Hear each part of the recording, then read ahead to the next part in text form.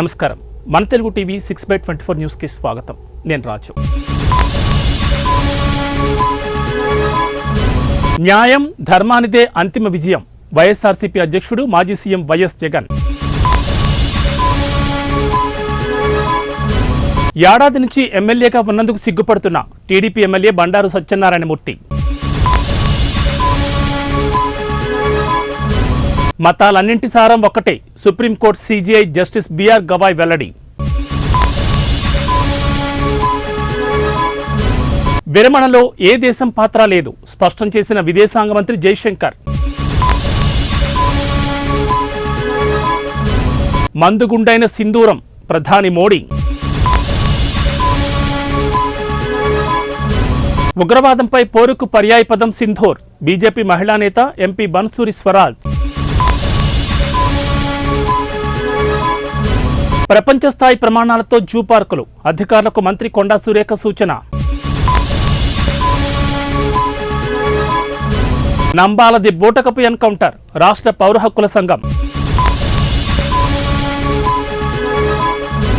కేసీఆర్ కు నోటీసులు, రాజకీయ కక్ష సాధింపే, మాజీ మంత్రి సబితా ఇంద్రారెడ్డి. 4 జిల్లాల్లో అతి భారీ వర్షాలు, ఆరెంజ్ అలర్ట్ జారీ. ఛత్తీస్గఢ్లో మరో ఎన్కౌంటర్, 5 మావోయిస్టులు మృతి. వక్ఫ్ చట్టాన్ని నిలిపివేయలేం, సుప్రీంకోర్టుకు కేంద్రం నివేదన.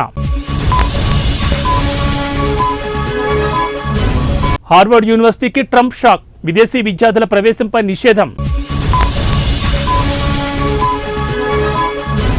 ఉక్రెయిన్తో యుద్ధం ముగించాలని పుతిన్కు లేదు, ట్రంప్.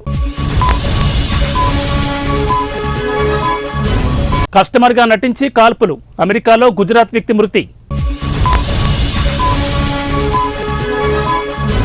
మాజీ మంత్రి కొడాలి నానికి బిగ్ షాక్, లుకౌట్ నోటీసులు జారీ. ఏపీలో మరో కోవిడ్ కేసు, నంద్యాల జిల్లాకు చెందిన మహిళకు పాజిటివ్. దర్యాప్తునకు ఆటంకం కలిగిస్తున్నారనే అరెస్ట్, పిఎస్ఆర్ బెయిల్ పిటిషన్పై విచారణ 29కి వాయిదా. అకస్మాత్తుగా ఢిల్లీ వర్సిటీలోకి రాహుల్ గాంధీ, ప్రోటోకాల్ ఉల్లంఘించారంటూ అభ్యంతరం. భారతీయ విద్యార్థులకు మరో బిగ్ షాక్, స్టడీ పర్మిట్లకు కోత విధించిన కెనడా. సనాతన ధర్మం మతోన్మాదం కాదు, ఉప ముఖ్యమంత్రి పవన్ కళ్యాణ్. సీఎం అవినీతి భాగోతం బయటపడింది, కేటీఆర్ షాకింగ్ కామెంట్స్. జమ్మూ కాశ్మీర్ కిస్తవార్లో ఉగ్రవాదులతో ఎన్కౌంటర్, భద్రతా దళాల ఆపరేషన్. విమానంపై వడగండ్ల వాన, 227 మంది ఉన్న ఫ్లైట్కు తప్పిన ఘోర ప్రమాదం.